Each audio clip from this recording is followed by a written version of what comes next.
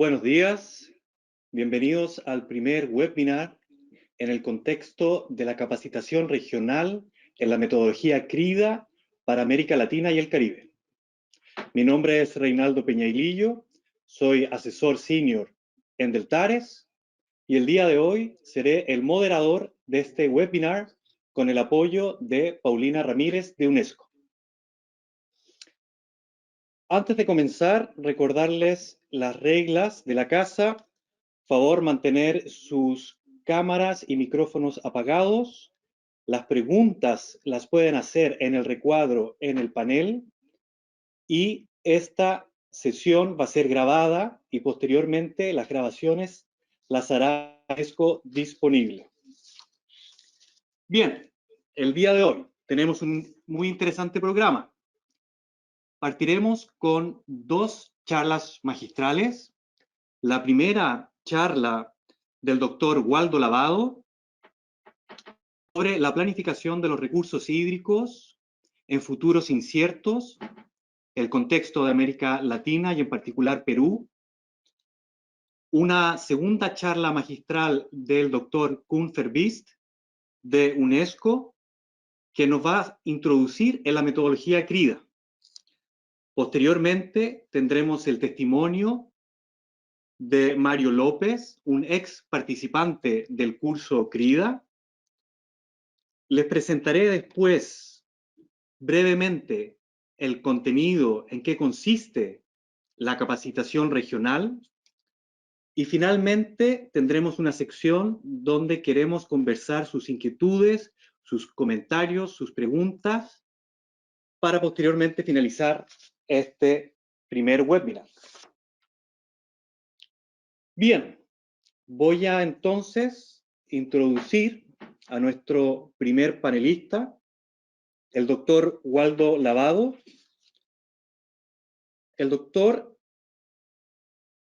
es doctorado de la Universidad Toulouse de Francia con estudios de maestría y posgrado de la Universidad Nacional Agraria del Perú. Sus áreas de trabajo engloban investigaciones aplicadas en hidroclimatología y cambio climático, con énfasis en gestión de riesgos de desastres, recursos hídricos y ecosistemas naturales. Es autor y coautor de diversas publicaciones científicas, capítulos de libro, revisor de revistas científicas. Actualmente es el coordinador por Perú del programa Hidrogeodinámica de la Cuenca Amazónica, coordinador del grupo del PHI Hidrogeodinámica de la Cuenca Andino-Amazónica y presidente del grupo de trabajo de ciencia e investigación de la ARI de la Organización Meteorológica Mundial. Se desempeña actualmente como subdirector de estudios e investigaciones hidrológicas de la Dirección de Hidrología del Servicio Nacional de Meteorología e Hidrología del Perú, CENAMI. Buenos días, doctor Waldo. Un gusto tenerlo presente en este webinar. Y puede comenzar con su exposición. Ahora sí, ¿me escucha? Reinaldo, ¿me confirmas? Perfectamente, Waldo, doctor Waldo. Un gusto. Ok. Y puedes ver mi pantalla. ¿Me confirmas que ven mi pantalla y me escuchan, verdad? Perfectamente, en modo presentación. Ok. Bueno, en primer lugar, muy buenos días con todos. Yo estoy muy agradecido por esta invitación que me han hecho a hacer una primera ponencia sobre los recursos hídricos. Un poco también para mostrarles en este caso en particular el tema de los recursos hídricos en un futuro incierto. ¿Me confirman si en mi pantalla se ve completo? Estoy viendo el icono de GoToWebinar, porque Reinaldo, por Sí, favor. vemos bien tu presentación. Perfecto. Ok, bien. Entonces, yo lo que voy a mostrar el día de hoy es de manera breve, porque tengo 25 minutos, sobre cuál es el cambio climático y sus efectos en los recursos hídricos a una escala regional y un análisis reciente en el Perú, es decir, cómo estamos tratando de enfocar esta temática. Entonces, me voy a centrar en dos puntos en particular. Voy a hablar sobre los resultados que probablemente alguno de ustedes conoce, que son del último reporte del IPCC, del reporte número 6, y sobre todo en los grupos de trabajo número 1 y número 2, ¿no? Uno que es ciencia del cambio climático y el otro que tiene que ver con adaptación, riesgos climáticos asociados pues a esta temática. Y después un poco cómo nosotros hemos enfocado, por ejemplo, en este caso en particular en Perú, qué escenarios se esperan sobre la oferta hídrica para el Perú respecto al cambio climático. Entonces, en ese sentido, lo primero que hay que decir como un resumen general de este documento que salió sobre la ciencia del cambio climático, lo primero es respecto a la concentración del CO2, es la más alta en al menos 2 millones de años que se ha presentado. En el aumento del nivel del mar, el ritmo es más rápido en al menos 3.000 años. El área del hielo marino en el Ártico, pues el nivel más bajo en al menos 1.000 años, y también el retroceso de glaciares que afecta pues a los países andinos con retrocesos sin precedentes en al menos 2.000 años, ¿no? Y todo esto también, un poco lo que se está observando, por ejemplo, ojo que esto no es lo que va a pasar, sino lo que está pasando, ¿no? En primer lugar, respecto al calor extremo, es decir, es más frecuente y más intenso, ¿no? Las lluvias cada vez son más fuertes, más frecuentes y más intensas. Las sequías, pues, se están presentando en muchas regiones, se van a incrementar en otras regiones. El clima de incendios, algo que se está viendo también más frecuente durante los últimos años, que es básicamente una combinación de condiciones cálidas, secas y de vientos fuertes que conducen a incendios forestales. Y por supuesto, en los océanos, que se ve pues más caliente, que va a haber una acidificación y pérdida de oxígeno. Ahora, respecto a, digamos, a la atribución, está claro también de que la atribución es producto, en este caso, del calentamiento observado. Ya cuando se ve qué es lo que causa este calentamiento, por ejemplo, comparando 2010-19 con 1850, 1900, hay un cambio de aproximadamente 1.1 grados centígrados. Y ya cuando se ha evaluado los modelos, se observa que lo que más genera este calentamiento son los gases de efecto invernadero. Y esto quiere decir pues que la influencia humana total es la que contribuye a que se produzca este calentamiento. Ahora, lo otro también es, aparte de eso, que ya se sabe que los gases de efecto invernadero en los modelos, ¿no? En los modelos que reproducen todo el sistema climático, han hecho corridas en las cuales, por ejemplo, en color negro acá se ven las observaciones. Si tú corres y solamente no le aplicarías los gases de efecto invernadero, pues esa anomalía de la temperatura se mantendría pues bien baja, ¿no? Pero sin embargo, si uno ya le agrega el efecto combinado, es decir, el impacto de los gases de efecto invernadero y las causas naturales, se observa pues que se aproxima más a los datos observados. Quiere decir pues que la influencia humana es la principal responsable de este calentamiento. Ahora, si nos centramos qué está pasando a escala global, basado en este reporte, por ejemplo, en variables del ciclo hidrológico, que es un poco lo que a nosotros nos interesa, ¿no? Respecto a la principal forzante del recurso hídrico, que es la lluvia, por ejemplo, lo que se tiene es de que hay regiones, acá, por ejemplo, en color marrón es donde hay disminución y verde donde hay incremento de las precipitaciones. Se observa que hay regiones donde sí está habiendo una disminución clara, pero hay regiones donde también se está incrementando las precipitaciones, ¿no? Ahora, si vemos lo mismo en otra variable importante del ciclo hidrológico como es la evapotranspiración, acá en color rojo significa incremento y en color azul disminución.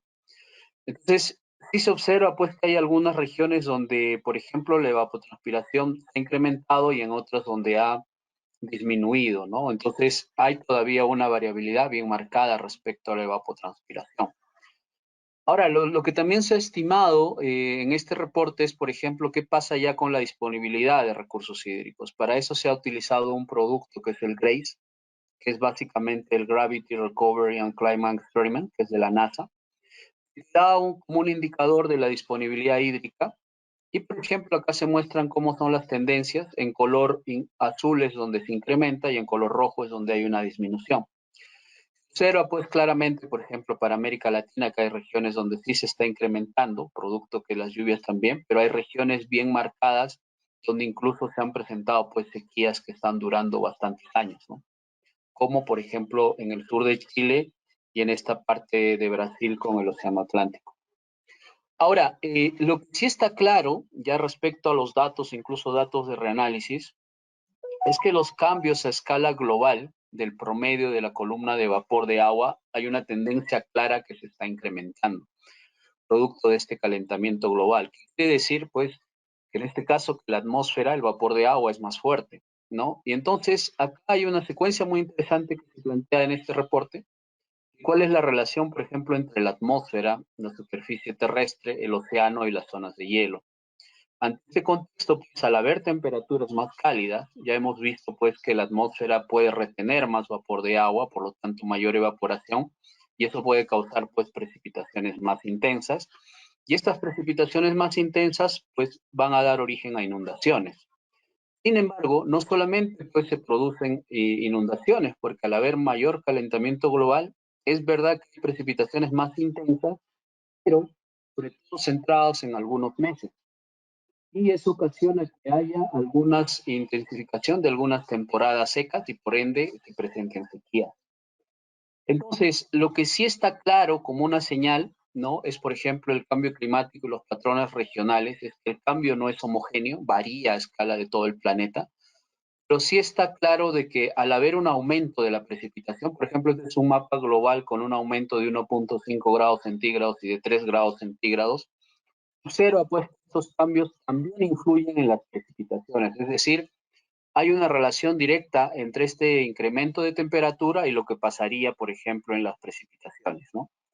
Ahora, si ya nos centramos un poco, y este reporte hace una especie de fact sheet muy interesante de qué pasaría, por ejemplo, en toda Latinoamérica y el Caribe. Este es un resumen de todos los cambios, por ejemplo, regionales comunes. Y lo que tiene acá, por ejemplo, es muy probable en todas las zonas, por eso está en color rojo, porque tiene una confianza alta, de que hay un aumento de la temperatura. También se prevé, por ejemplo, que en algunas regiones como el noroeste de América del Sur, NWS, y el sureste de América del Sur, en CES, se presenten disminuciones, en este caso de la precipitación, con una confianza media, por eso está en color medio naranja. Y en comparación con el nivel medio del mar, pues durante las últimas 3 décadas se va a incrementar y eso puede causar en algunas zonas, por ejemplo, inundaciones costeras, ¿no? Y eso sobre todo se observa en regiones de América Central y del Sur, y esto tiene una alta confianza, ¿no?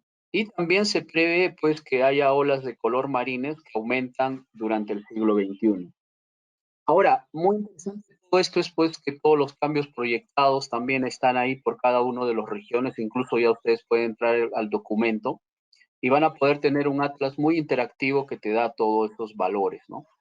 Ahora, algo muy interesante, y esto de hecho acaba de salir, he tratado de hacer un resumen corto también para ustedes, es qué pasaría, por ejemplo, con el impacto, la adaptación y la vulnerabilidad.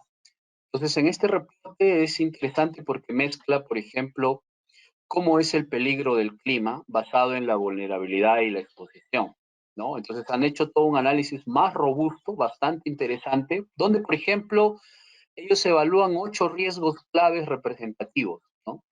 Entonces hay muchos riesgos acá que evalúan respecto al clima, pero yo más que todo me voy a centrar en esto de acá que es de interés para nosotros, que es la seguridad hídrica, ¿no? Que causa pues impactos como por ejemplo el estrés hídrico, el agua relacionado a los desastres y también pues algunas culturas indígenas, cuáles son digamos sus métodos de adaptación y cómo contribuye, que me parece bastante interesante que hayan incluido en este reporte.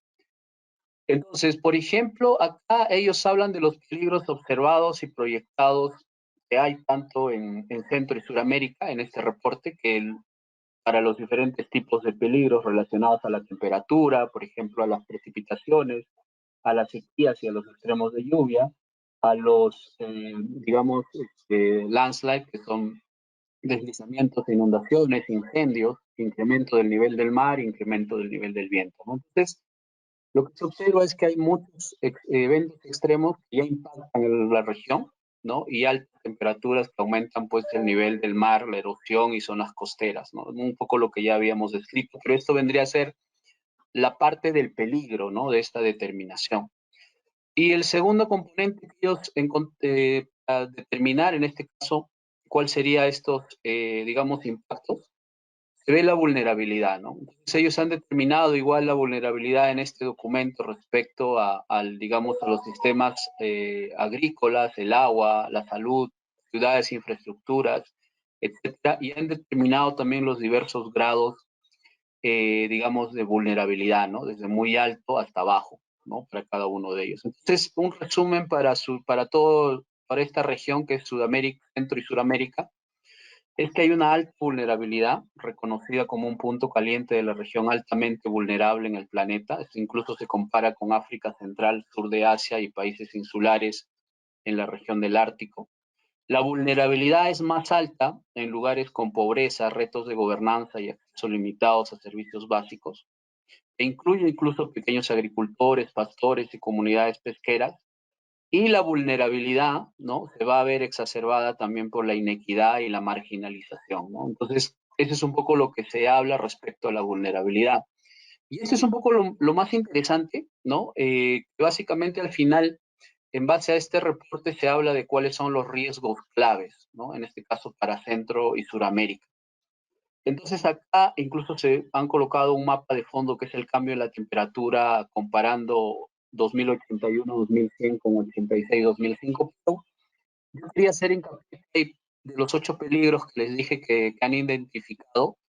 En casi todas las regiones de Centro y Sudamérica se observa que un peligro clave, ¿no? Va a ser la seguridad hídrica, ¿no? Esos que están con unas estrellitas son todas las regiones donde se ha identificado pues que la seguridad hídrica va a ser un peligro en todas estas regiones, ¿no? Entonces, también te recomienda que hay algunas medidas de adaptación, como por ejemplo, algo muy interesante que hay en este reporte comparado con el 5, es que ya se habla pues de que, por ejemplo, que las iniciativas de adaptación han aumentado mucho, ¿no? Pero también se habla de malas adaptaciones, es decir, de algunas adaptaciones que no se articulan muy bien y no funcionan.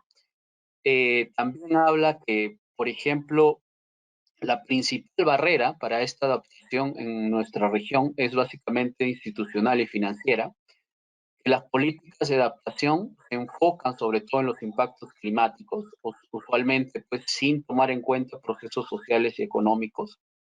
Y la adaptación efectiva pues requiere políticas y acciones a múltiples escalas y la participación de actores pues de todos los grupos sociales. Y algo muy interesante en nuestra región es que ya en este reporte, que no estaba en el anterior, por ejemplo, se habla que iniciativas que integren el conocimiento indígena y local con ciencias sociales y naturales han sido exitosas en implementar adaptación basada en comunidades. Es algo que le dan mucha fuerza en esto que me pareció bastante interesante.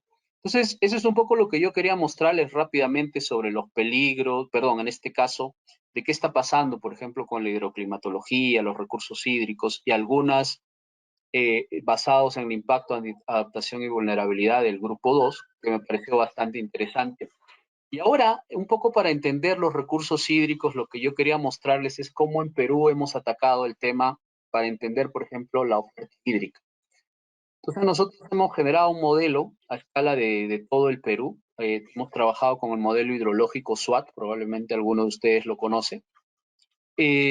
Y hemos englobado pues todo lo que es datos de cobertura terrestre, forzantes hidrometeorológicas, la modelización hidrológica, hemos estimado la hidrología superficial y luego pues basado en estos modelos hidrológicos y en 3 modelos de escenarios de cambio climático, que son modelos regionales que hemos trabajado en Perú, hemos podido evaluar pues el impacto cambiando, evaluando el periodo 35-65 versus 81-2016 y se hizo a escala de las unidades hidrográficas oficiales del Perú, ¿no? En ese sentido, por ejemplo, nuestro análisis ha englobado todo el Perú, ¿no? Todas las unidades hidrográficas. Nosotros, primero, para hacer este trabajo, definitivamente tenemos incertidumbre, como todo trabajo de modelamiento, sobre todo por la disponibilidad de datos hidrológicos. ya que solamente teníamos 14 estaciones con datos en la vertiente del Pacífico, 16 en la vertiente que va hacia el Amazonas, y 4 que tenemos una vertiente endorreica del lago Titicaca que compartimos con Bolivia.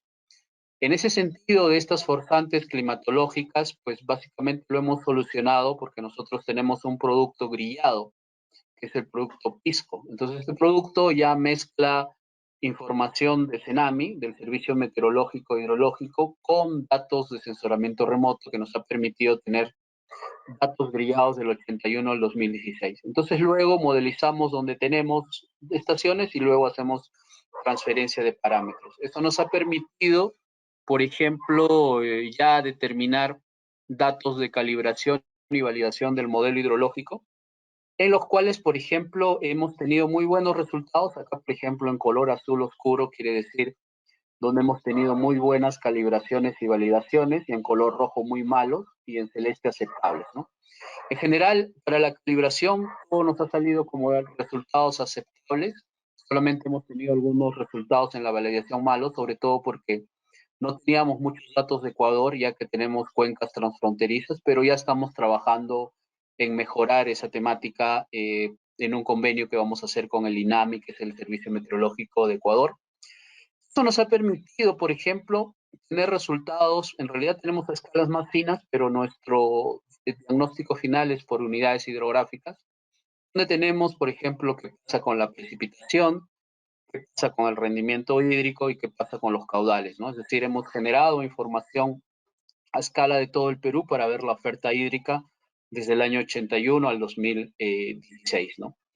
Ahora, ya con nuestros escenarios de cambio climático, que son escenarios regionales, ¿no? Es un poco, me faltó hacer incidencia, no son escenarios globales, hemos utilizado, acá hemos hecho un downscaling dinámico, para los que conocen la terminología. Hemos hecho, pues, hemos trabajado con estos 3 modelos, pero son modelos ya regionalizados a escala de todo el Perú. Y eso nos ha permitido, por ejemplo, determinar cuál es el impacto del cambio climático en las lluvias a escala de todo el Perú, ¿no? Y esto también al final nos permite ver, pues, cuál sería el cambio en el rendimiento hídrico a escala de todo el Perú para cada una de las unidades hidrográficas. Entonces, un poco para resumir, acá lo que yo les muestro es todo lo que tiene que ver en Perú. Por ejemplo, las unidades hidrográficas se unen en regiones más grandes, ¿no? Entonces, en Perú, por ejemplo, hay 14 grandes regiones que engloban varias cuencas. Lo que nosotros hemos hecho a la hora de comparar el 35-65 versus el 81-2016, lo que se observa es que hay varias regiones donde lo que nos indica el cambio, porque acá estos hidrogramas lo que muestra en color rojo son los datos observados y los otros 3 colores son de los 3 modelos. Entonces, lo que sí hemos visto es que generalmente no hay algunas regiones donde no tenemos un cambio claro, pero hay en otras que sí se observa un incremento y en otros una disminución. Entonces, ya como resumen, como resultados de, digamos, de consenso que tenemos, pues al menos en cuál de ellas, es decir, en cuál de todas las unidades hidrográficas, dos de los 3 modelos coinciden en el cambio. Y lo que se puede ver, por ejemplo, es que sobre todo en la vertiente del Pacífico Norte, se observa porque que hay un incremento claro, ¿no? Pero hay otras regiones donde sí se observa que hay cambios por debajo del 10%, es decir, hay disminuciones claras.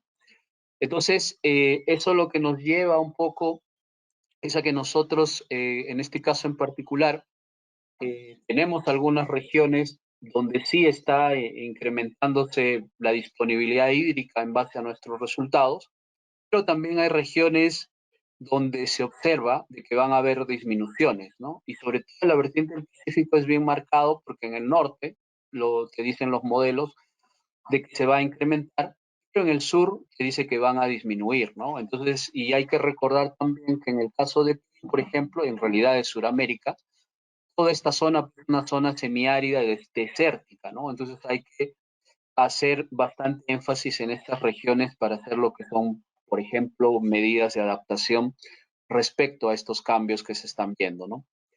Ahora, un poco para concluir acá, bueno, me parece que me queda todavía un poquito de tiempo viendo mi cronómetro, pero tal vez acá voy a hacer incidencia sobre lo que nosotros hemos encontrado y cómo podríamos mejorar estos análisis, ¿no? Entonces, por ejemplo, por primera vez se ha hecho un trabajo a escala de todo el Perú y sobre todo haciendo énfasis en lo que es modelamiento hidrológico, es decir, anteriormente se habían hecho cuando se trataba de ver cuál era el cambio en los recursos hídricos, pues simplemente haciendo una resta de la división menos la evapotranspiración.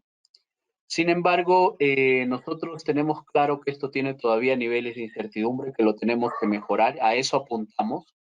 De hecho, nuestros datos presentes ya lo estamos actualizando hasta el 2021, porque acá hicimos un análisis hasta el 2016.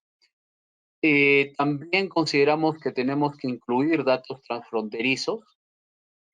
También, si bien es cierto, solamente hemos trabajado con 3 escenarios de cambio climático porque son modelos regionales y la capacidad computacional que requieren es bien pesada. Nos ha permitido, en este caso, pues tener ya resultados más robustos, pero sí consideramos que con el futuro incrementar estos modelos regionales, sobre todo el tema de la capacidad computacional, que es clave para esto, ¿no? Ahora, también otra de las cosas que nosotros estamos evaluando actualmente es no solamente evaluar pues el clima, ¿no? Es decir, cambia la lluvia, cambia la evapotranspiración, sino también qué pasa con los cambios de uso de suelo, por ejemplo, ¿no? Entonces hay algunas regiones de Perú donde se han visto bastante impactadas, afectadas, en este caso en particular, por el tema del cambio de uso de suelo, que es clave también evaluar, ¿no? No solamente qué pasa con la vegetación, sino también qué pasa con la vegetación, por ejemplo. Otro tema que también se tiene que englobar, sobre todo cuando se habla de gestión de recursos hídricos a una escala más pequeña, es incluir la demanda hidrológica, ¿no? Entonces, para eso se tiene que tener, pues, información de demanda hidrológica que sea clave para entender a detalle pues, los problemas de gestión de recursos hídricos. Y eso es algo que también poco a poco estamos empezando a trabajar en Perú a detalle, sobre todo el CENAMI y la Autoridad Nacional del Agua. Y algo muy interesante, también nosotros estamos haciendo bastante incidencia y de hecho es un poco lo que pide también el documento del IPCC respecto al tema de adaptación, es en hacer un enfoque de abajo hacia arriba, porque generalmente las investigaciones de este tipo tienen un proceso inverso. Es decir, yo tengo mis escenarios, tengo el modelo hidrológico y luego tengo mi proyección.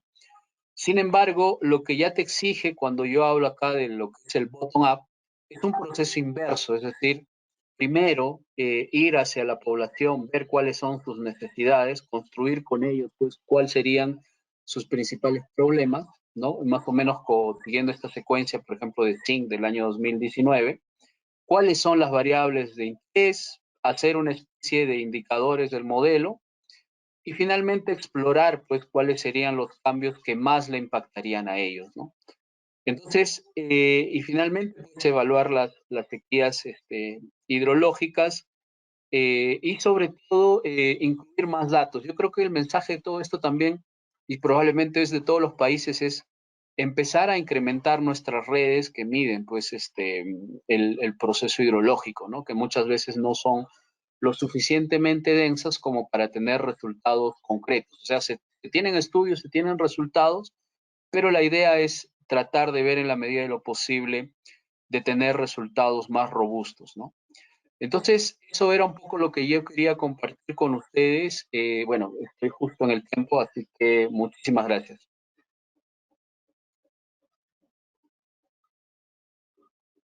Sí, Reinaldo.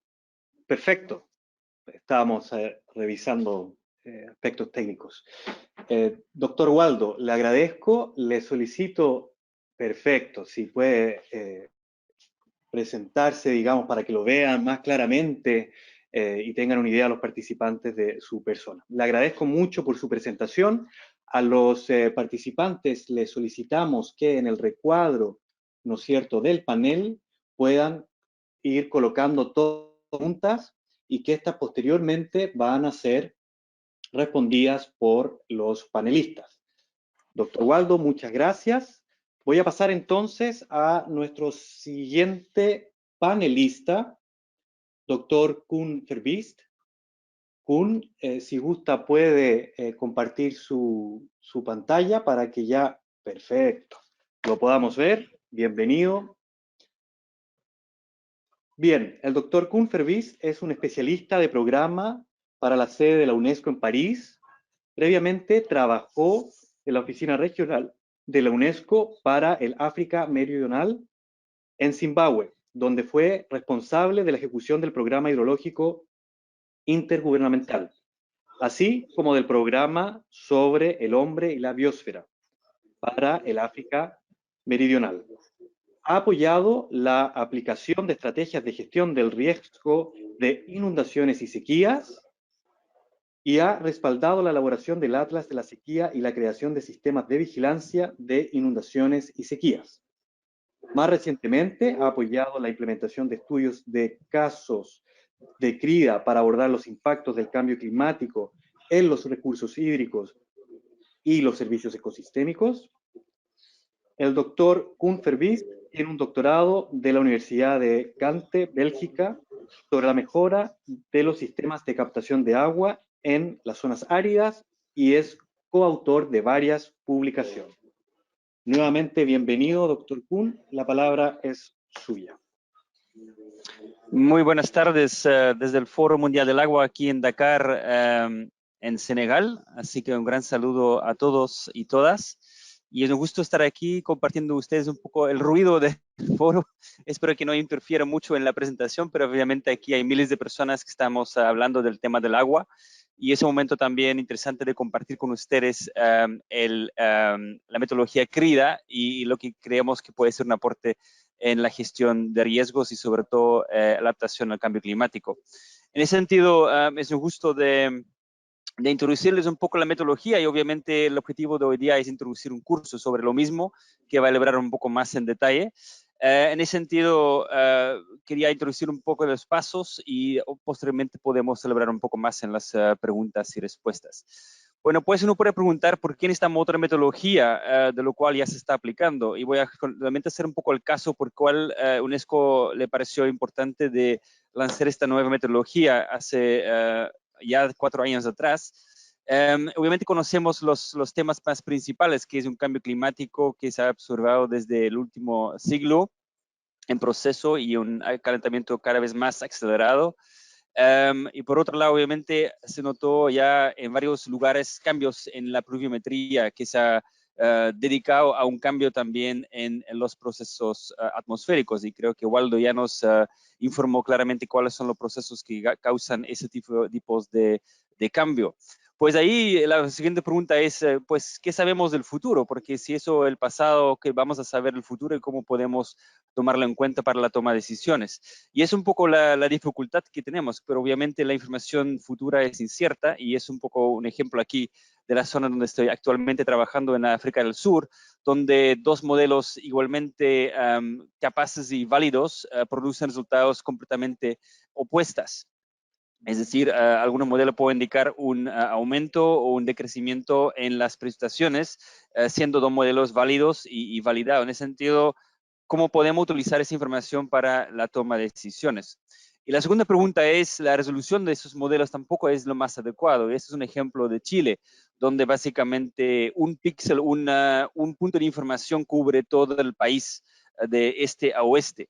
De esa forma también muestra un poco la incertidumbre. Obviamente estamos hablando de una zona que tiene una zona montañosa hasta 6.000 metros sobre el mar y una zona costera que obviamente tiene diferentes procesos también climáticas. Entonces, el hecho de que contamos solamente con un punto que representa toda esta complejidad climática indica la incertidumbre que estamos tomando en cuenta para el futuro y esas proyecciones que tenemos. Y eso se ha visto en varios estudios hace tiempo que es muy difícil de simplemente tomar esos modelos y tomar decisiones que pueden guiarnos a una adaptación adecuada. Ya también hablamos de mala adaptación, porque justamente aquí estamos adaptándonos. Y eso es un ejemplo para el río Nilo, donde hay proyecciones que van hacia una situación más húmeda y una situación un poco más seca. Entonces, claramente eso nos preocupa un poco cómo podemos tomar esa información y efectivamente adaptar de forma adecuada. Y en ese sentido, el enfoque de downscaling, aunque puede ser útil en dar una información generalizada, tiene problemas de incertidumbre. Y efectivamente, si contamos que partimos con esos modelos globales, y recuérdense que hay 43 modelos de ellos, no solamente 2, tenemos obviamente un gran rango de incertidumbre, que si vamos a utilizar eso para tomar decisiones a nivel local, estamos introduciendo mucha incertidumbre que puede causar a tomar decisiones equivocadas. Por otro lado, hay un enfoque de abajo hacia arriba, donde intentamos entender lo que sí sabemos, es decir, conocemos las cuencas, sabemos lo que son los riesgos que tenemos, la incertidumbre, pero también los procesos que guían a que el sistema funciona o no funciona, y eso podemos utilizar para, a través de ese entendimiento, entender en qué momento empieza a quebrar el sistema, y quebrar el sistema en que los objetivos de la cuenca ya no están cumpliendo, ya no estamos produciendo alimentos, ya tenemos problemas de agua potable, los ríos están secos, entonces afecta la biota que está en los ríos. Entonces son diferentes objetivos que queremos cumplir que no se cumplen, y obviamente entendiendo esos procesos podemos informarnos cómo el cambio climático puede causar que estos procesos se ven más restringidos más aún. Y por otro lado, también el tema de la toma de decisiones tiene un cierto funcionamiento paralelo. Si estamos acostumbrados a tomar decisiones de arriba hacia abajo, en el cual un tomador de decisiones identifica un problema, contrata a una empresa, un consultor para hacer análisis y propone soluciones, quizás tomando en cuenta el clima futuro, quizás no, y después lo informa a los usuarios finales. Generalmente hay un descontento porque obviamente no hay una toma en cuenta de los, digamos, tomadores de decisiones a nivel local. En ese sentido, hay que involucrarles mucho más temprano, y se propone trabajar con una visión compartida en el cual usuarios están involucrados desde el principio con análisis técnicos donde se define el problema desde el principio juntos, pero también se identifican soluciones múltiples que pueden tomar en cuenta diferentes necesidades también de diferentes sectores. Y de esa forma también la información climática es parte de este análisis y guía a decisiones mucho más compartidas entre todos los diferentes tomadores de decisiones. En ese sentido, se lanzó el análisis de decisiones basado en el riesgo climático, el CRIDA, que ofrece una planificación colaborativa de los recursos hídricos para un futuro incierto.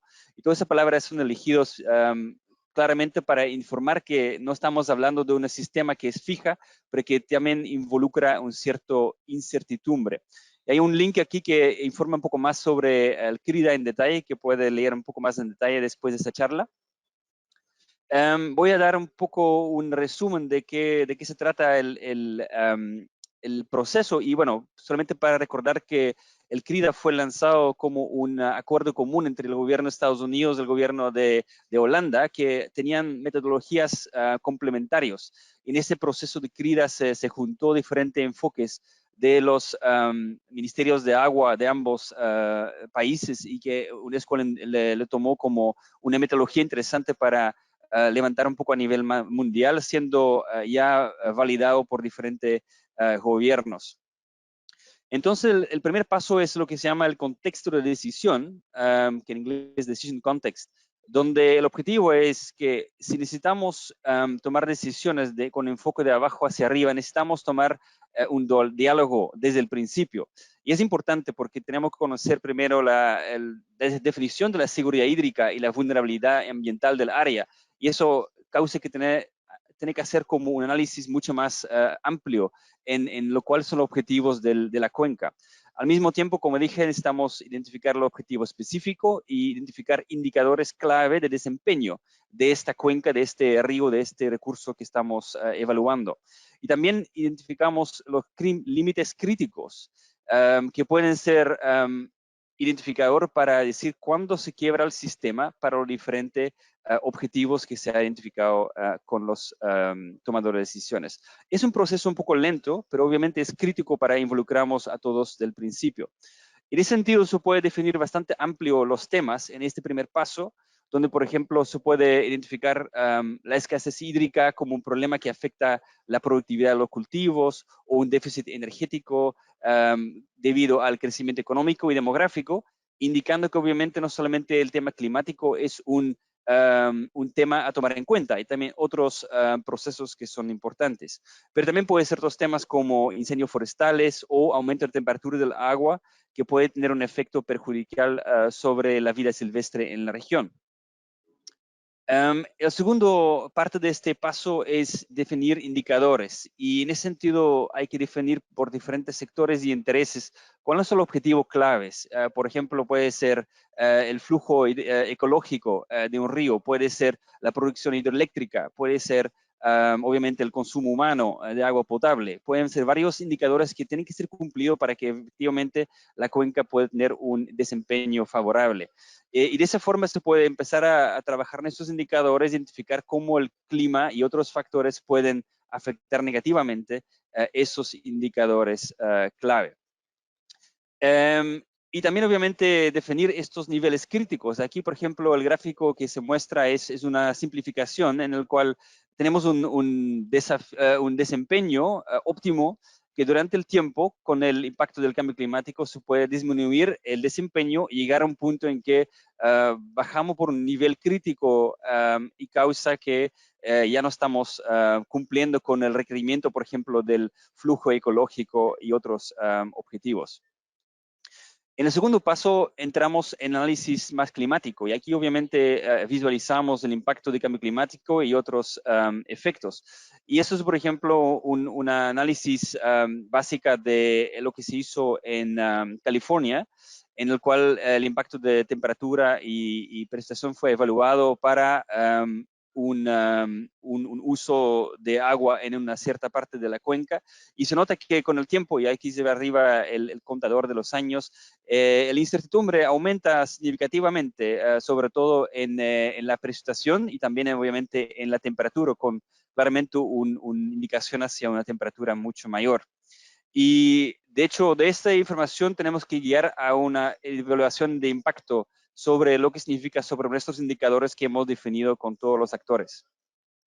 Y aquí, por ejemplo, es una evaluación hacia un sector hidroeléctrico y donde vemos el mismo, digamos, análisis con la temperatura y la precipitación, pero en este caso tenemos la información histórica, que son los puntos negros a la izquierda, y tenemos una proyección de todos los modelos que se tenían en ese momento, y también tenemos el umbral crítico, que ya estemos definiendo tomando en cuenta lo que son un desempeño adecuado.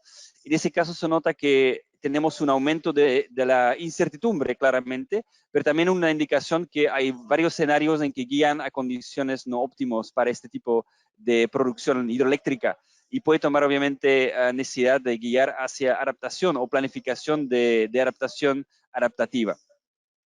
En ese sentido, vamos al paso 3, donde vamos a formular planes alternativos, que en inglés se llama Adaptation Pathways, que también es un concepto que ahora en el nuevo informe del IPCC fue claramente indicado como una de las formas que abordar el tema de la adaptación. Y eso es un ejemplo muy específico en el caso de aumento del océano, donde hay varias opciones. Podemos construir un dique pequeño, un dique grande, podemos cambiar la gente y podemos hacer varias acciones, pero cada acción obviamente tiene una cierta duración en términos de cómo puede ayudarnos a abordar el tema del cambio. Es decir, en este caso tenemos un cambio de flujo o un aumento de flujo y hay cosas que nos sirven, por ejemplo, dar más espacio al río, pero hasta cierto punto ya esta solución no es adecuada para abordar el problema que obviamente va a seguir creciendo. Entonces hay que combinar diferentes acciones para poder abordar el aumento que estamos esperando para este lugar específico. Y de hecho se puede empezar a combinar diferentes opciones y tener esos pathways o vías de adaptación que nos informan cuáles podrían ser ciertos métodos adecuados para adaptarnos al cambio que esperamos para esa zona. Y obviamente ahí podemos empezar a comparar y ver cuáles adaptaciones son más efectivos para solucionar el problema de quedarnos por arriba del umbral crítico. Porque una vez bajamos el umbral crítico, sabemos que eso tiene impactos muy graves sobre nuestro desempeño en los objetivos que hemos especificado y puede obviamente ser diferente para diferentes sectores. Y nos permite evaluar mejor en un esquema cuáles indicadores son más efectivos que otros. Y es el siguiente paso donde comparamos y recomendamos planes. Obviamente aquí entra el tema del costo, porque obviamente si ponemos un dique más grande puede ser más efectivo, pero también el costo de eficiencia puede ser mayor. Y recuérdense que la incertidumbre es bastante grande y tenemos un problema que podemos contar con un cambio diferente a lo que teníamos pensado solamente mirando un modelo. Y en ese sentido es importante tomar decisiones cuando vemos ciertas tendencias en el impacto que estamos proyectando. Porque obviamente con la incertidumbre que tenemos no podemos decir vamos solamente por una solución que soluciona un problema que identificamos, pero que en realidad estamos olvidándonos de los otros posibles futuros que hemos visto aparte del análisis de incertidumbre. En ese sentido, podemos llegar a esquemas que evaluamos por un lado los costos, pero también los beneficios o incluso los co-beneficios. Es decir, podemos poner un dique grande, un reservorio grande, pero obviamente tienen impactos negativos en la parte ecológica. Y si tenemos múltiples indicadores, podemos buscar un equilibrio entre optimizar varios indicadores al mismo tiempo y así de esa forma llegar a soluciones mucho más adaptados a las necesidades de múltiples sectores en lugar de solamente enfocarnos de un solo problema que es, por ejemplo, el hidroeléctrica. Y aquí también vemos cómo integramos el tema de la incertidumbre, donde hay diferentes escalas de tiempo. Hay una escala de tiempo pesimista y una escala de tiempo optimista, donde tenemos más tiempo para adaptarnos al mismo tiempo. Por otro lado, obviamente tenemos que llegar a una institucionalización de las decisiones y la pregunta también es cuándo nos empezamos a adaptar, porque obviamente si podemos dar más espacio al río, pero efectivamente en algún momento tenemos que empezar a cambiar las cosas y quizás mover personas fuera de la zona de riesgo en algún momento dado. Entonces tenemos que identificar por un lado en qué momento estamos hablando del punto de inflexión de adaptación, pero justo antes, un tiempo antes, tenemos que ya llegar a un punto de decisión. Y ese punto de decisión tiene que ser informado para un señal de alerta temprana. Entonces, también hay una necesidad de hacer un monitoreo de cómo estamos evaluando o evolucionándonos en el, digamos, en el proyecto o en la proyección que hemos identificado para esa zona, para también identificar en qué dirección de esos posibles futuros estamos avanzando. Y quizás para terminar, tengo un par de minutos, si no me equivoco, para dar un ejemplo que iniciamos en Chile hace un par de años, como uno de los casos estudios CRIDA iniciales, que todavía están un poco en finalización y esperamos finalizar la publicación que incluye todos los pasos del proceso brevemente. Pero solamente para dar una idea de cómo se puede visualizar ese tipo de análisis en un caso de América Latina.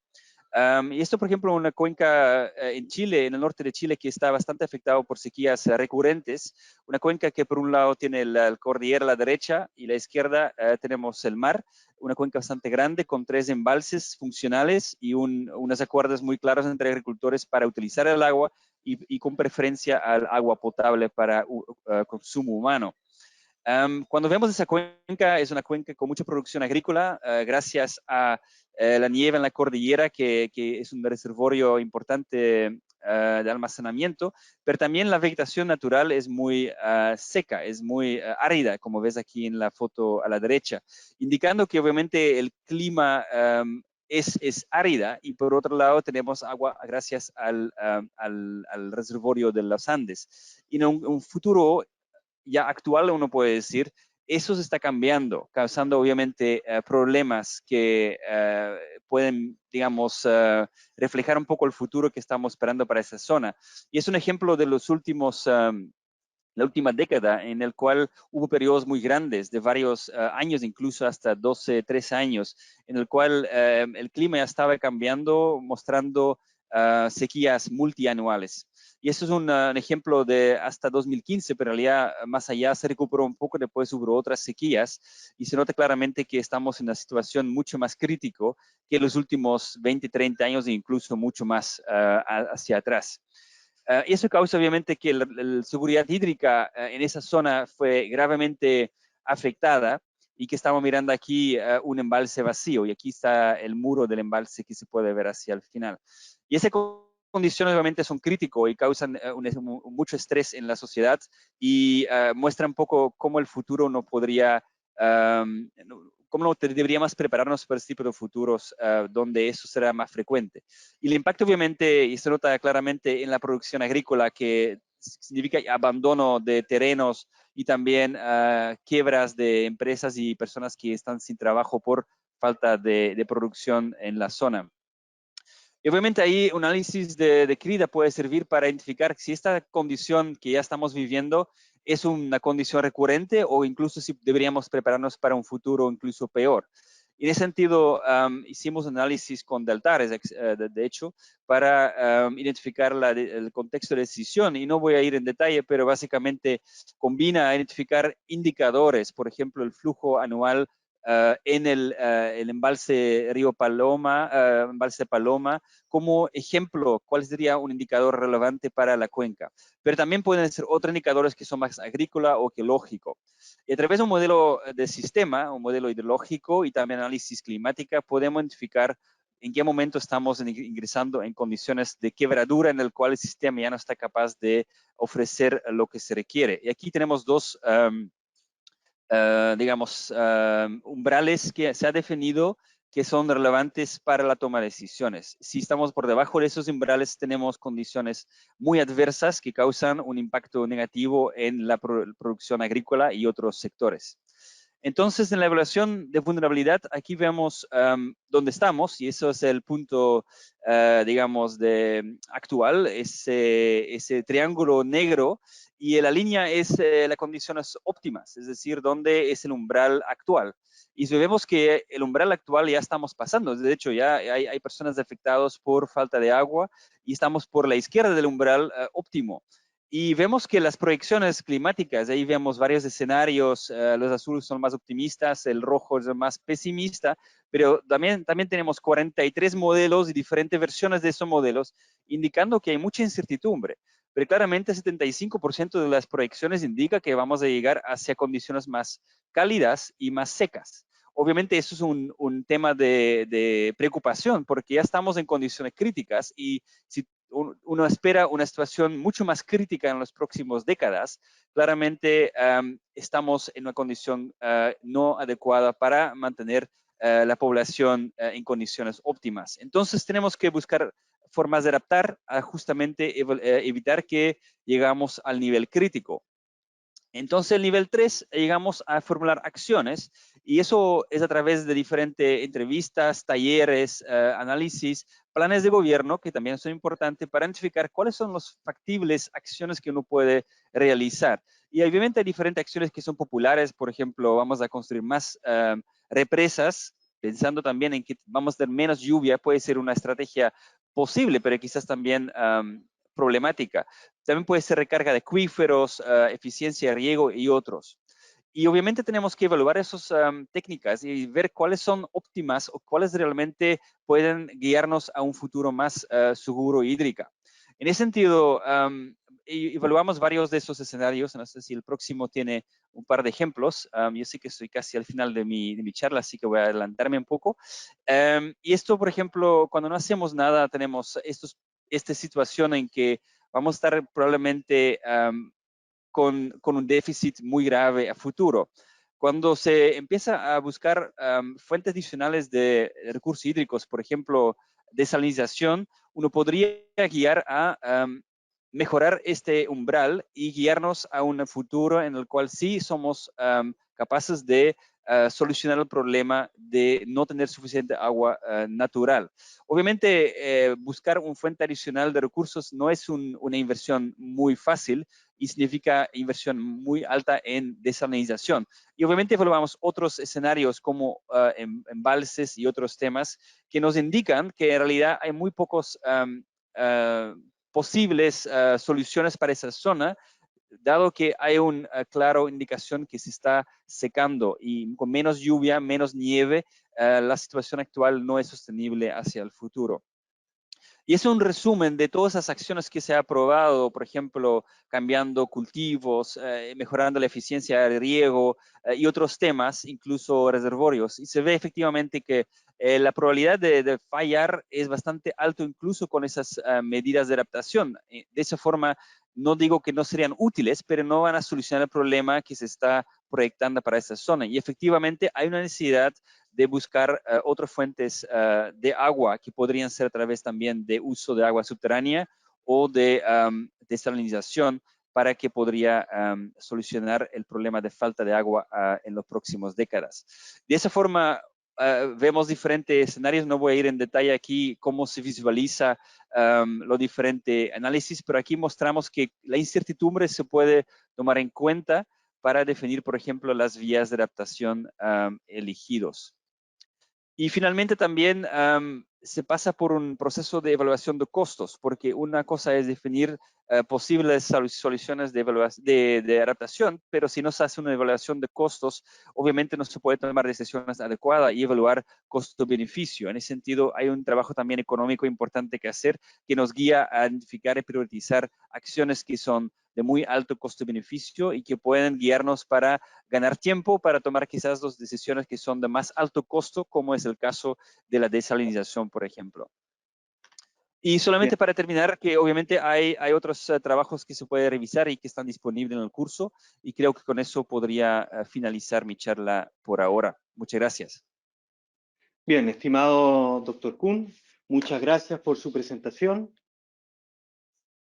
Voy a pasar entonces al siguiente panelista, más bien un testimonio de un ex participante del curso. Las preguntas que ustedes tengan al doctor Kuhn, por favor, en el cuadrante del panel, y posteriormente doctor Kuhn podrá dar respuestas. Nuevamente, muchas gracias, doctor Kuhn. Voy a introducir a Mario López. Él es ingeniero agrónomo con maestría en suelos por la Universidad de Reading, Reino Unido. Cuenta con un diploma sobre manejo de recursos hidráulicos por Colorado State University, Sao Paulo University y un diploma de manejo integrado del agua por la Organización Internacional del Agua de Francia. Tiene 42 años de experiencia profesional en el sector de agua de México y del mundo. Bienvenido, ingeniero Mario López. Muchas gracias nuevamente por su participación y por su interés en querer compartir con los participantes de este webinar sobre su testimonio.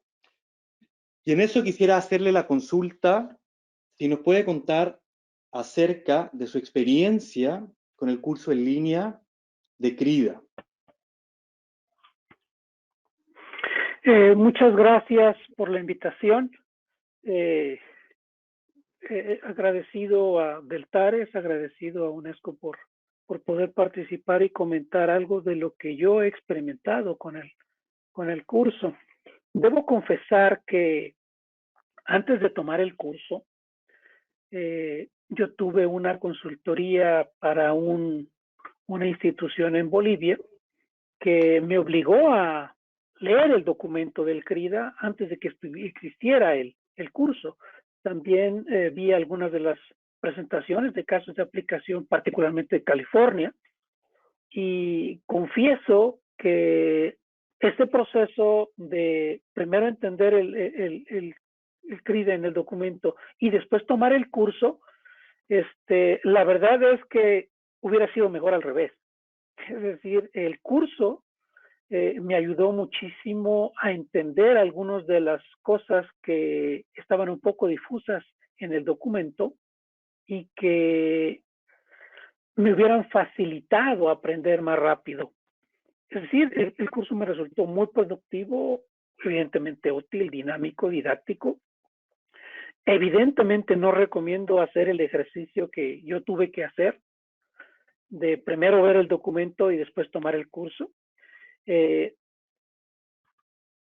Entiendo que esto es así porque las personas que tienen que hoy día tienen la facilidad de tomar el curso y en paralelo ver el documento de CRIDA, van a entender mucho mejor algunos conceptos fundamentales, ¿no? O sea, me parece a mí que los temas centrales del curso, que hace un rato Kuhn explicaba de los umbrales de desempeño crítico, las vulnerabilidades con las pruebas de estrés, y jugar, valga la palabra, con una alternativa robusta y a la vez flexible, son tres elementos centrales que se tienen que entender y que si uno no pone atención bien al curso,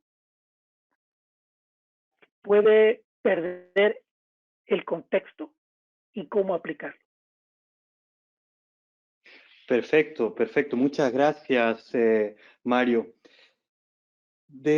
Usted nos comentaba recién sobre algunos elementos que quizás ha llamado su atención dentro de la metodología, pero nos gustaría saber de qué manera le ha sido posible a usted aplicar la metodología en la práctica.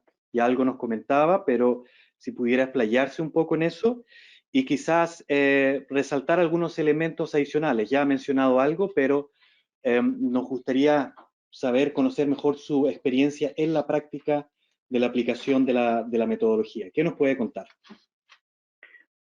Claro, después del trabajo que realicé para esta institución en Bolivia, que debo decir que me correspondió presentar un tema que tiene que ver con financiamiento climático en este taller, en un taller posterior derivado de la consultoría, y ahí expuse los pros y los contras de metodologías de evaluación de riesgo climático.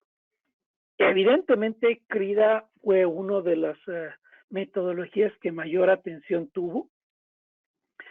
Y a partir de ahí, revisamos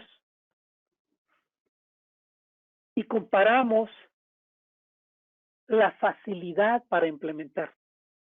Y sin duda, CRIDA, y aquí es algo que quiero resaltar, tiene una secuencia lógica de pasos, comprensible, y algo relevante. Y aquí quiero resaltar el tema de la participación de quienes padecen el riesgo climático, que estén involucrados desde un inicio, resulta muy, muy importante. El enfoque participativo que a mí me tocó utilizar como parte de estos ejercicios de la capacitación de taller en Bolivia, se resalta como algo relevante. ¿Por qué? Porque hace un rato Kuhn lo decía, el tema de la identificación de los peligros y las vulnerabilidades lo podemos hacer el enfoque de arriba hacia abajo, pero los que lo sufren realmente nos pueden dar esta sensibilidad y nos pueden dar una o ratificación o rectificación de estas evaluaciones. Entonces, en el caso particular del trabajo de evaluación en Bolivia, la participación de comunidades originarias y muchas mujeres en el taller también, resultó,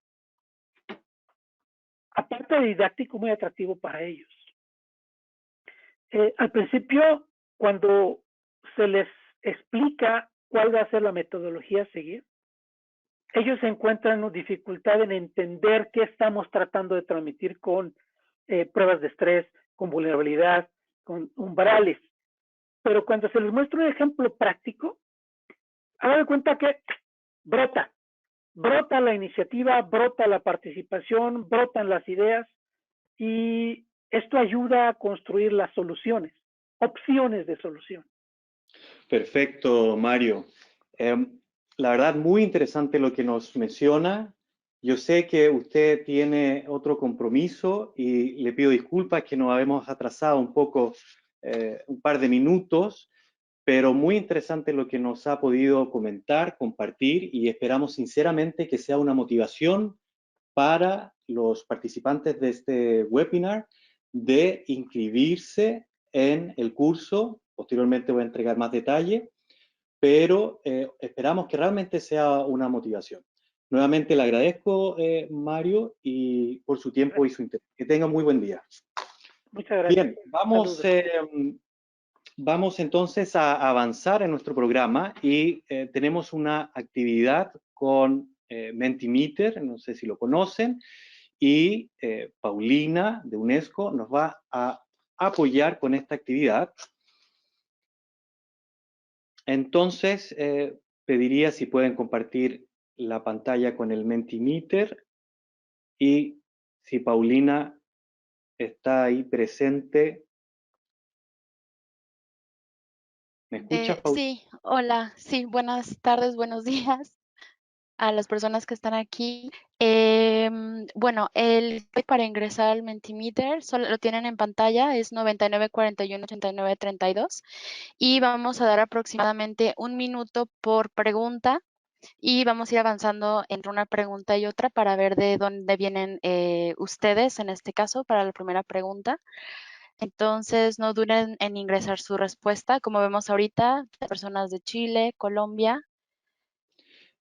Quizás es importante mencionar, Paulina, que tienen que ir a www.menti.com. Exacto. Gracias, Reinaldo. Ingresar el código. Entonces, doy unos segunditos para que más personas entre ustedes puedan participar. Por el momento, como pueden ver en la pantalla, mientras más grande es el nombre, quiere decir que más personas provienen de esta región. Y al parecer ahí Colombia va ganando, pero tenemos varias personas también de Uruguay, México, Perú, Ecuador, Chile.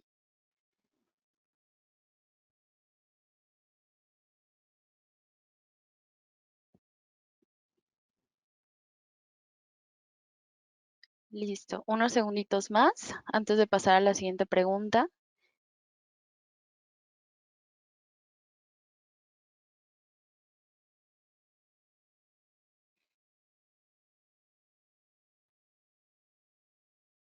Muy bien.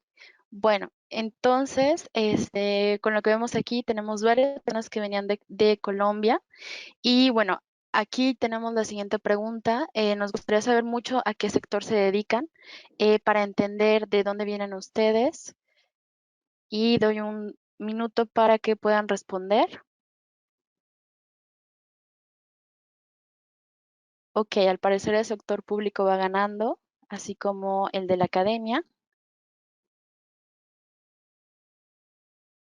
Y recuerden para las personas que están respondiendo en el chat de preguntas, no olviden también poner su respuesta en el Mentimeter para que podamos visualizar la respuesta de todos y todas en pantalla. Entonces doy unos segundos más para ver al final cuántas personas tenemos y de qué sector. Y bueno, al parecer la mayoría viene del sector público y academia, lo cual es muy interesante, sobre todo también porque se pueden hacer vínculos entre ambos sectores. Y bueno, la siguiente pregunta es, una vez que ustedes ya han visto un poco de qué se trata CRIDA y cómo se puede aplicar respecto a su experiencia y sus intereses, ¿dónde es que ustedes les gustaría aplicar esta metodología?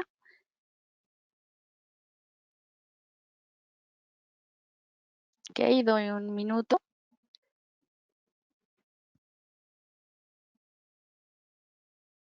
Bueno, al parecer muchas personas se interesan a nivel de Cuenca, lo que es muy interesante, eh, sobre todo cuando se habla de la gestión integral,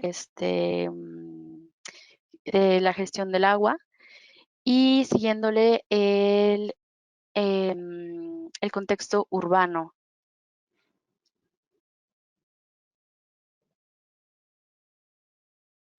Ok. Y bueno, una vez que ya hemos visto un poco sobre en qué contexto les gustaría aplicar esta metodología, también nos gustaría saber respecto a qué eventos climatológicos les interesaría poder aplicarla. Y recuerden, para esta pregunta, si no me equivoco, pueden seleccionar más de una respuesta.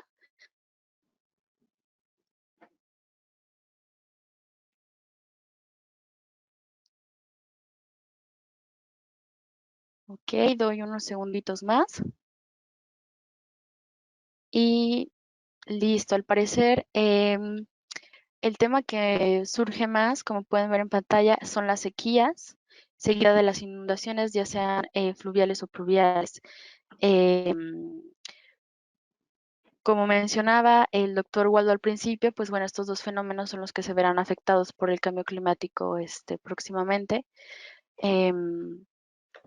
Muy bien, pasamos a la siguiente pregunta. Y bueno, ahora que ya conoces un poco de CRIDA, gracias a la explicación de Kuhn, nos gustaría saber qué paso les interesaría más. También en esta creo que pueden seleccionar más de una respuesta, así que no duden en ponerlo.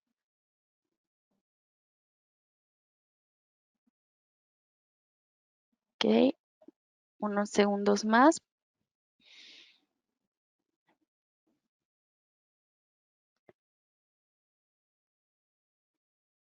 Ok, y bueno, al parecer muchos entre ustedes coinciden con el testimonio de Mario López sobre la evaluación de la vulnerabilidad cuando se habla de una aproximación o de un enfoque de abajo hacia arriba. También lo ha resaltado el reporte del IPCC este año. Seguido de las alternativas que se pueden implementar. Y por último, esta pregunta que nos parece una de las más importantes, que si estarían interesados o interesadas en seguir este curso. Muy bien. Bueno, para las personas que aún no saben, recuerden que también hay materiales que pueden consultar, como lo mencionó también Mario, acerca de qué es CRIDA y pensar en cómo pueden aplicarlo, ya que es una metodología muy innovadora. Y bueno, nos da mucho gusto ver que la mayoría de entre ustedes quisieran seguir este curso en línea y esperamos poderles verles ahí próximamente. Bien, muchas gracias, Paulina. Muchas gracias a los participantes. Espero que esto haya sido un poco una dinámica para mantenernos bien concentrados y despiertos. Paulina va a estar posteriormente revisando y seleccionando las preguntas para hacerlas a los panelistas. Y yo quisiera comentarles brevemente sobre la capacitación regional. Así que les pido a mis colegas si pueden compartir. Perfecto, si pueden compartir mi pantalla. Perfecto, muchas gracias. Bien, ¿cuál es el objetivo que perseguimos con esta capacitación regional? Bueno, estamos interesados en extender la metodología CRIDA, ¿no es cierto?, a los profesionales de la región en cómo pueden fortalecer sus capacidades en el tema de adaptación ante los efectos de cambio climático, que notablemente están relacionados con el tema del ciclo y eventos hidroclimáticos. Bien, la audiencia a la que esperamos llegar es básicamente bastante amplia, desde oficiales de gobierno, profesionales del sector público y privado, científicos, o bien incluso de algunas organizaciones sin fines de lucro, o bien interesados en lo que es la planificación de recursos hídricos y en lo que es el trabajo con incertidumbres futuras. Las modalidades del curso son básicamente tres: el curso en línea, los seminarios web, del cual este es el primero, y un entrenamiento de la metodología con casos prácticos. Permítame explayarme un poco sobre el curso en línea. Este curso lo pueden ustedes encontrar en la plataforma de educación de UNESCO, el Open Learning. Ahí les dejo la página para que ustedes puedan acceder. Y si bien el curso parte hoy día, aún pueden registrarse. Lo importante es que sepan que el curso va a estar en línea 2 meses y medio. Entonces, en ese periodo ustedes pueden desarrollar los distintos módulos. Es una formación autodirigida, son grabaciones que están de especialistas que ustedes pueden seguir con un subtítulo en el español. No estamos pidiendo en este caso ningún prerequisito para poder registrarse en el curso, y al final del curso, teniendo un índice de aprobación del 80%, ustedes pueden optar a una certificación del curso otorgada por UNESCO. Los módulos que este curso en línea tendrán son 12 y cada uno es de aproximadamente de 1 hora. Y ustedes lo pueden ver acá en estos bloques. Hay una explicación de lo que es CRIDA, una introducción, definición del contexto de decisión, el cual es el primer paso, un ejemplo principalmente enfocado, ¿no es cierto?, en este primer paso.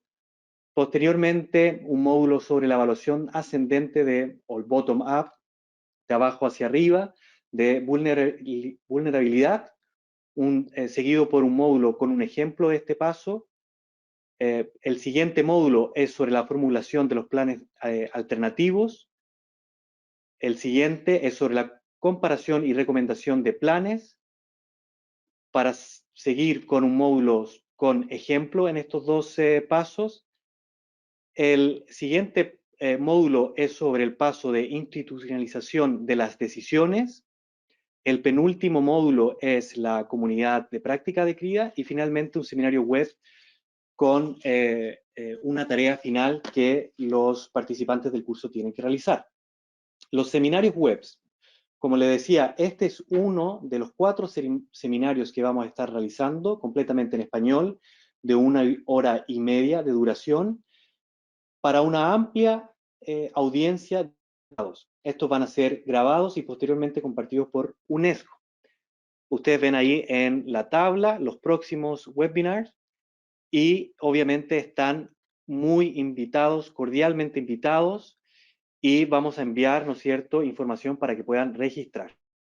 Finalmente, nuestra capacitación tiene un entrenamiento con casos prácticos. ¿Y qué es lo que perseguimos en este caso, en esta modalidad? Es que a partir de casos prácticos que sean propuestos por los participantes, se pueda llevar a la práctica los conocimientos aprendidos en el curso. Van a haber ejercicios y sesiones en vivo, y eso sí, un cupo para 40 participantes que tienen que haber completado el curso en línea y enviar una carta de motivación con su CV. Bien, antes del cierre, le quiero pasar la palabra entonces a Paulina para que nos pueda leer alguna de las preguntas seleccionadas y dirigirlas hacia los panelistas.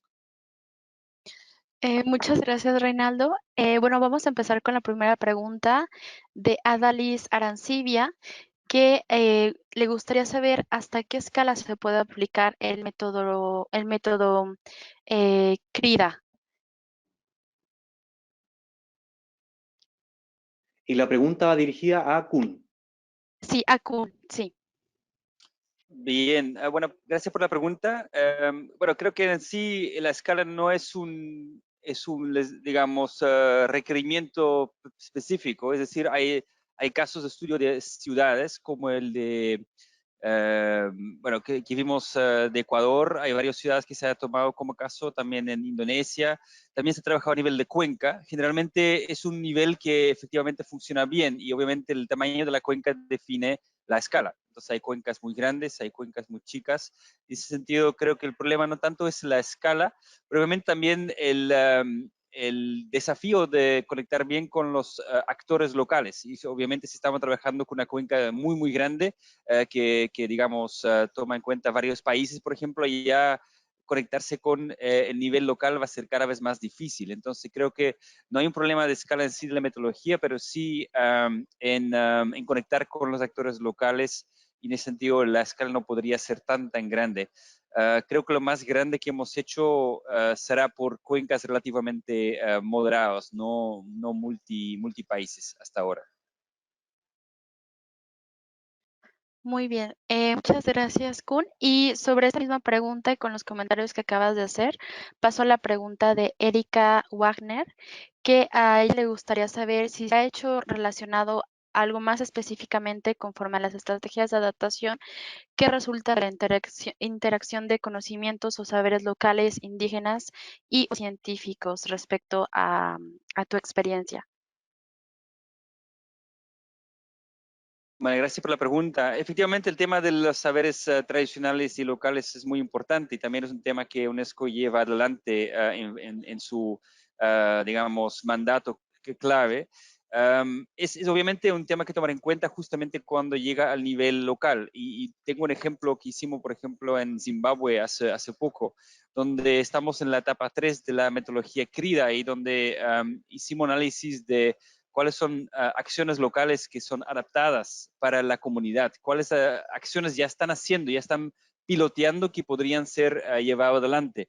Y efectivamente ahí hay que conectar con lo que está pasando localmente, qué acciones están sido probados y validados localmente. Y es una forma también de, en lugar de ir por un análisis externo que lleva ideas externas que quizás no son adaptadas localmente, seguir trabajando con los conocimientos locales. Y lo bueno de ese caso es que, aunque UNESCO no es una organización que construye infraestructura, fue capaz que a través de un análisis CRIDA de empujar soluciones que fueran adaptadas a las, digamos, capacidades locales y que también involucraba, por ejemplo, el Banco Mundial y otras agencias de Naciones Unidas para implementar digamos, acciones de adaptación, de esa forma evitando que iban a traer expertos externas para implementar los trabajos, pero en lugar de eso, trabajar con, digamos, organizaciones de comunidades para implementar los casos. En este caso eran pequeños diques de 1 metro de altura que se podría replicar fácilmente y que habían ya adaptado a la zona local. En ese sentido, creo que sí es muy importante conectar con saberes locales e indígenas para evitar que se viene con soluciones no aptos para la región o que son culturalmente no adaptadas a las demandas locales. Ok, muchas gracias, Kun.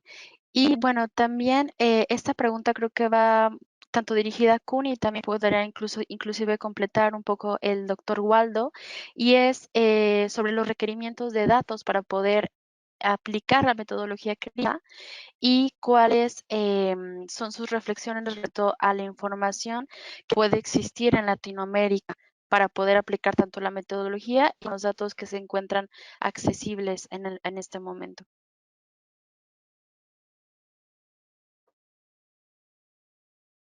Voy a partir si quiere y después Waldo sigue la corriente o pueda complementar algunas cosas. En temas de datos, claramente hay diferentes condiciones. Hay lugares donde tenemos una riqueza de datos muy completo y por otro lado hay zonas donde tenemos escasez de datos. En el caso de Zimbabue, donde hicimos el caso estudio, teníamos absolutamente nada. Teníamos un par de información de caudales de algunos puntos en la cuenca históricas, ni siquiera recientes, y con eso tuvimos que hacer análisis de riesgo y análisis de stress testing. Y obviamente eso fue una inversión bastante grande de tiempo y esfuerzo de un par de meses para lograr tener resultados adecuados. En ese sentido, con la actual capacidad de utilizar datos satelitales, con un par de puntos de referencia, podremos hacer por lo menos un análisis relevante para evaluar el impacto en términos de aumento de sequía, duración, severidad y también de inundaciones y poder llegar a un análisis relativamente grueso, pero informativo para la toma de decisiones en términos de adaptación. Siendo que obviamente con más datos el análisis será más completo y más detallado. Gracias, Kun, por lo... Bueno, a ver, un poco yo creo que sí, el punto clave, y lo decía un poco al final de mi presentación, es los datos, ¿no? Es decir, la información. Sin información a veces no se puede generar este tipo de productos. Es verdad que lo que menciona Kun es que en los últimos años han existido mucha información, por ejemplo, datos de satélite, etcétera, pero algo que sí nosotros, por ejemplo, en Cenami estamos tratando de incidir siempre. De hecho, nosotros tenemos un producto grillado a escala de todo el Perú que es de 10 kilómetros, pero hay lugares donde pues tenemos incertidumbre porque a veces pues como estos son modelos simulados puede tener este tipo de errores. Entonces, yo sí creo que es clave, por supuesto, como menciona Kun, dependiendo qué es lo que vas a evaluar, ¿no? Porque si tu objetivo es evaluar, pues, qué pasa con las lluvias en las sequías, pues ahí puedes tener algunas secuencias, porque viendo las anomalías ya podrías dar algún indicador. Sin embargo, cuando es tema hidrológico, y eso yo siempre lo digo no solamente en Cenami, sino también a mis alumnos, si queremos llegar a un valor a detalle, de todas maneras hay que ver la manera de instalar una estación hidrológica, porque eso pasa en Perú, por ejemplo, ¿no? Que muchas veces se dan licencias de usos de agua, ¿no? pero no hay estaciones. Y al final eso lleva a conflictos. Entonces, yo sí creo que un punto clave ahí en CRIDA también es ver la disponibilidad de información. O sea, probablemente debe ser un paso anterior para después ya ir más adelante, ¿no? Porque al menos en el ejemplo que mostraba Kuhn en Chile, y he leído el documento también, ya se tiene pues datos de los niveles del reservorio, cómo ha estado en el tiempo, pero en algunos lugares que se quiere hacer este proceso de adaptación a veces no existe esta información. Es verdad que puede haber información secundaria, pero yo sí considero clave ahí un poco la información, ¿no? Esa información es la que al final nos va a permitir adaptarnos con la mayor veracidad posible, ¿no? Ok, muchas gracias. Y bueno, voy a pasar a una siguiente pregunta, aprovechando el tiempo. La pregunta es de Manuela Fernández y a ella le gustaría saber más acerca de este proceso de abajo hacia arriba en el tema de la recolección, en la información relacionada con la demanda hidrológica y si ya sea Kuhn o Waldo tiene algún ejemplo acerca de este tema. Bueno, gracias. Sí, efectivamente el tema de la demanda es clave y en el caso de Limarí fue más fácil de levantar esa información porque existía. Claramente, como dice Waldo, es un caso donde hay más recursos. En el caso de Zimbabue, el tema de la demanda no fue conocido y hasta ahora no tenemos esa información. Entonces, claramente cuando uno tiene la información de demanda, puede ser uno de los objetivos, es decir, disminuir la demanda o mejorar la eficiencia hídrica porque tenemos información sobre la demanda. Entonces, conocer la demanda es un punto clave en poder identificar mejores, digamos, acciones de adaptación, porque podemos trabajar en la parte de demanda, no solamente en la parte de oferta. Entonces, si no tenéis información, tenemos una parte que no conocemos y que tendríamos que asumir o evaluar de una forma más indirecta, que obviamente nunca es óptimo. Entonces, tener esa información de la demanda hidrológica claramente nos permite hacer un análisis mucho más detallado, donde trabajamos en ambos lados de adaptación. Yo coincido con Kuhn, ¿no? O sea, la demanda es clave, o sea, si sobre todo tu enfoque es hacer gestión de recursos hídricos para toma de decisiones, si no conoces mucho la demanda, incluso a veces te afecta en la oferta hídrica, ¿no? Porque tú puedes hacer una simulación, pero si no sabes de dónde están sacando agua, a veces pues no funciona incluso tu modelo, ¿no?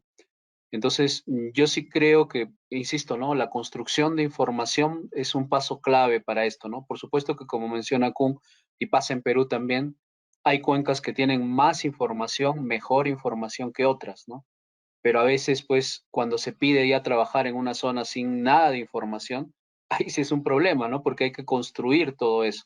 Se podría hacer con métodos indirectos, pero como dice Kuhn, si se quiere llegar a un método de arriba hacia abajo y que tenga, pues, más fiabilidad, se tiene que empezar por la construcción de este tipo de información, ¿no? Perfecto. Muchas gracias. La verdad es que miro acá la lista de preguntas y son bastantes. Lamentablemente no las vamos a poder abordar todas en este webinar. Agradezco a Paulina por su esfuerzo, por identificar algunas. Agradezco a Dr. Kuhn, Dr. Waldo, por su tiempo y su amabilidad en responder las preguntas. Sí, nos vamos a encargar de responderlas posteriormente por correo electrónico. Yo creo que lo vamos a compartir con ustedes, con Kuhn y con Waldo, para que nos ayuden a dar la respuesta. Bien, estamos ya llegando al término de nuestro webinar. Sin embargo, me gustaría presentarles aquí unas diapositivas finales. A ver si mis colegas me pueden ayudar a compartir la pantalla. Can you please share my screen? Yeah, thanks. Okay. Bien, perfecto. Entonces, tenemos aquí unas fechas importantes que me gustaría compartir con ustedes, principalmente el curso en línea. Como saben, hoy día se ha dado el inicio. Sin embargo, eso no quiere decir que no se pueden registrar. Aún lo pueden hacer, pero lo importante que sepan es que va a estar en línea hasta principios de junio. Ya les comenté del link donde pueden acceder al registro. Y bueno, en cuanto a al entrenamiento de la metodología, lo importante es que cumplan y previo al, que cumplan con el curso en línea y previo a su término hay un proceso de postulación. Finalmente, me gustaría compartir información sobre el próximo webinar que será el 6 de abril y que tendrá como título Incorporando riesgos climáticos a la gestión integrada de los recursos hídricos de la cuenca del río Guayubín en República Dominicana. Tendremos presentaciones de USAID, de US Army Corps y de CRIN. Así que están cordialmente invitados. Esperamos tener una respuesta tan positiva como ha sido para este primer webinar, con más de 330 registros, y agradecerle nuevamente a ustedes por su tiempo, por su interés, y a los panelistas por compartir esta importante experiencia y apoyar al desarrollo de capacidades para América Latina y el Caribe. Con esto doy término al webinar. Nuevamente agradecido y deseo que tengan un muy buen día.